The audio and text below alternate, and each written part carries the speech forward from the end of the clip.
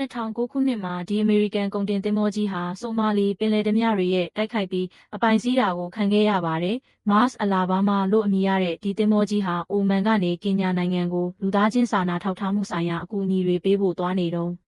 ဆိုမာလီကမ်းရိုးတန်းနဲ့ကီလိုမီတာ80လောက်ကွာမှာတိုက်ခိုက်ခံခဲ့ရတာပါ။စက်လှေငယ်လေးတွေနဲ့လာတဲ့ပင်လယ်ဓမြ၄ယောက်ဟာသင်္ဘောနားကိုအမြန်ကပ်လာပြီးသင်္ဘောကိုထိန်းချုပ်လိုက်ကြပါတယ်။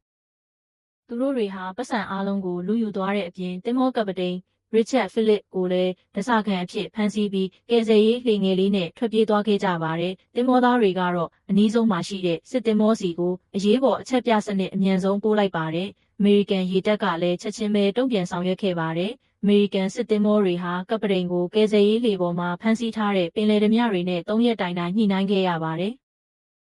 ပင်လယ်ဓမြတွေကတော့ပြန်ပေးဆွဲခအဖြစ်ဒေါ်လာ2 သန်းတောင်းခဲ့ကြပါတယ်။အမေရိကန်ဘက်ကရက်တော်ကြာဆက်ပြီးညှိနှိုင်းနေခဲ့ပြီးပင်လယ်ဓမြတွေသတိလက်လွတ်ဖြစ်သွားတဲ့အချိန်မှာတော့သူတို့တွေက3ယောက်ကိုပြစ်တက်လိုက်ပါတယ်။ခေါင်းဆောင်ဖြစ်သူအဘရူဝါလီမူဆေးကိုတော့ဖမ်းဆီးရမိခဲ့ပြီးကပ္ပတိန်ရစ်ချက်ဖိလစ်ကိုလည်းဘေးအန္တရာယ်ကင်းနဲ့ပြန်လည်ကယ်ထုတ်နိုင်ခဲ့ပါတယ်။2011ခုနှစ်မှာတော့အဘရူဝါလီမူဆေးကိုပင်လယ်ဓမြမှုနဲ့အမေရိကန်မှာတရားစွဲဆိုခဲ့ပြီးထောင်ဒဏ်33နှစ်ချမှတ်ခဲ့ပါတယ်။